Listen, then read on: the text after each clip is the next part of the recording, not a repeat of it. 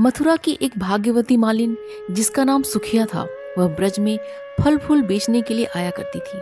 उसी से उसका गुजर बसर होता था। ब्रज में सुखिया जब गोपियों से मिलती तो वे उसे नंदलाला के बारे में बताती थी। बालकृष्ण की लीला सुनने में सुखिया को बहुत आनंद आता था।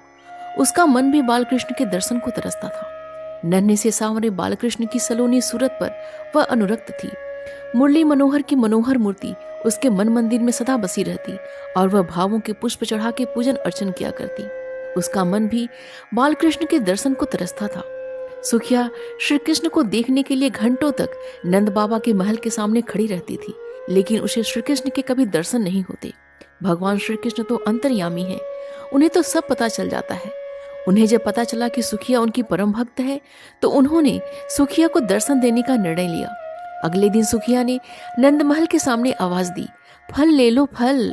सुखिया की आवाज सुनकर श्री कृष्ण दौड़े चले आए। नंदलाल को अपने सामने देखकर सुखिया की खुशी का ठिकाना न रहा।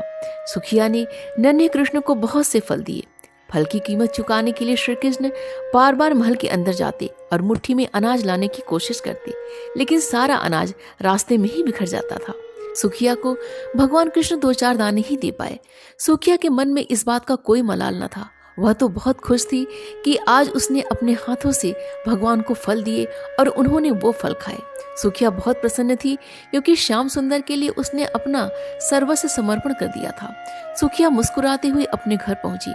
उसकी फल की टोकरी खाली थी क्योंकि सारे फल श्री कृष्ण को दे आई थी। घर जाकर उसने टोकरी अपने सिर से उतारी तो पाया कि उसकी टोकरी हीरे जवाहरात से भरी हुई है। सुखिया समझ गई कि यह भगवान की लीला है। उसने मन ही मन बाल गोपाल को धन्यवाद दिया। इस तरह श्री कृष्ण ने अपने परम भक्त सुखिया का उद्धार किया। इस लीला का आध्यात्मिक पक्ष यह है कि भगवान कहते हैं कि तुम मुझे थोड़ा बहुत भी प्रेम दोगे तो मैं बदले में 1000 गुना वापस करूंगा। वैसे मुझे किसी का कुछ लेने की जरूरत नहीं है।